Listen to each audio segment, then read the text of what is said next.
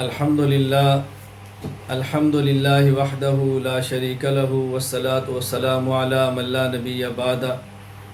حضرت عمر بن خطاب رضی اللہ تعالیٰ عنہ امیر المومنین، رسول اکرم صلی اللہ علیہ وسلم کے سسر اور اسلام کے بہت بڑے جرنیل اور بہت بڑے فاتح، زندگی بھر دین کی خدمت سر انجام دینے والے، بالآخر جام شہادت نوش فرما گئے۔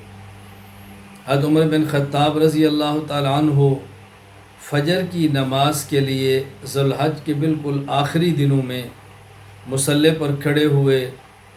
حضرت عمر بن خطاب رضی اللہ عنہ اقامت ہو گئی، اللہ اکبر فرمانے لگے، یا اللہ اکبر فرمایا ہی تھا کہ اسی وقت اللہ اکبر حبلول و مجوسی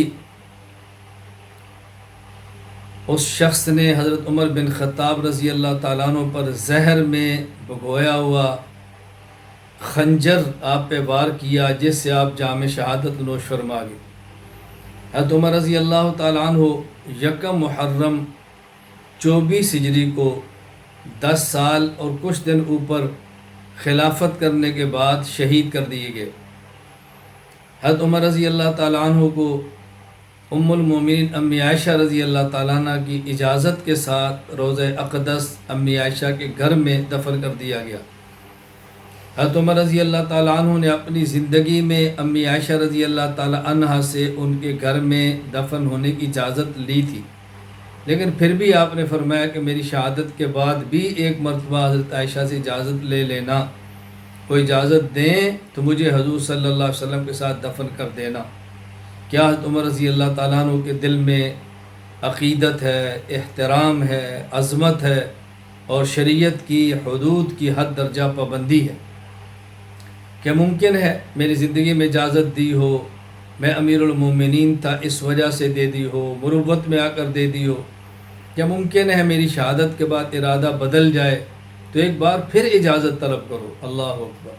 کس قدر خیال کیا جا رہا ہے شریعت مطہرہ کا۔ حضرت عمر رضی اللہ تعالیٰ عنہ خود ارشاد فرمایا کرتے۔ حضرت عمر بن خطاب رضی اللہ عنہ ایک دن ممبر پہ تشریف فرما ہوئے اور فرمانے لگے، ان فی جنات عدن قصرا، جنت میں ایک محل ہے، لہو 500 باب، اس کے 500 دروازے ہیں، وعلی کل باب 5000 من الحور العین، اور ہر دروازے پر 5000 حور ہے۔ جنت کا ایک دروازہ ہے جس کے 5 اللہ اکبر فرمائے، جنت میں ایک محل ہے، اس محل کے 500 دروازے ہیں، ہر دروازے پر 5000 حور ہے، لا يدخلہ الا نبی، اس میں نبی داخل ہوگا، اس میں نبی داخل ہوگا۔ ثم نظر الى قبر رسول اللہ صلی اللہ علیہ وسلم فقال ہنیئا لک یا صاحب ھذا القبر، پھر رسول اکرم صلی اللہ علیہ وسلم کی قبر مبارک طرف توجہ فرمائی اور کہا، حضور آپ کو مبارک و محل، او صدیق، یا اس محل میں شہید داخل ہو، اس محل میں صدیق داخل ہوگا۔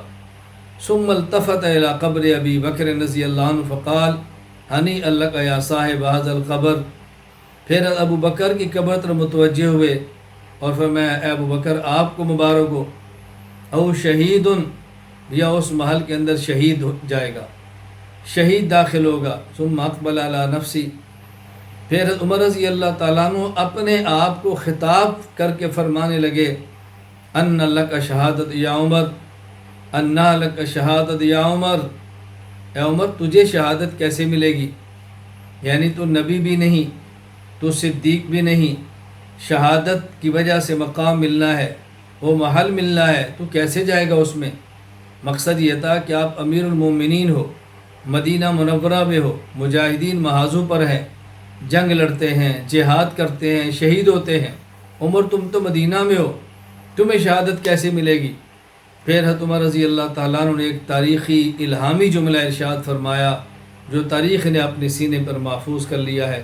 حضرت عمر فرمانے لگے، ان الذی اخرجنی من مکۃ الی ہجرت المدینہ، وہ اللہ جس نے مجھے مکہ سے نکال کر مدینہ منورہ ہجرت کرا کے وہ اللہ جو یہاں تک لائے، لقادر علی ان یسوق الی الشہادہ، وہ اللہ اس بات پر قادر ہے کہ شہادت کو باہر سے میرے پاس لے آئے، یعنی میں باہر نہ جاؤں، اللہ شہادت کو مدینہ لے آئے۔ پھر وہی ہوا۔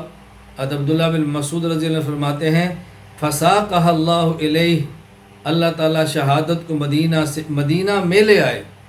تو عمر رضی اللہ تعالیٰ عنہ کو اللہ نے شہادت کے موت عطا فرمائی۔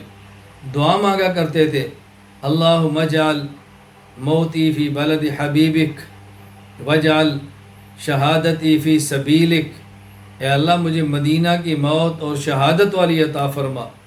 حضرت عمر رضی اللہ تعالیٰ عنہ کو مدینہ منورہ میں شہادت کی موت ملی ہے۔ کیا مبارک شہادت کی موت ہے۔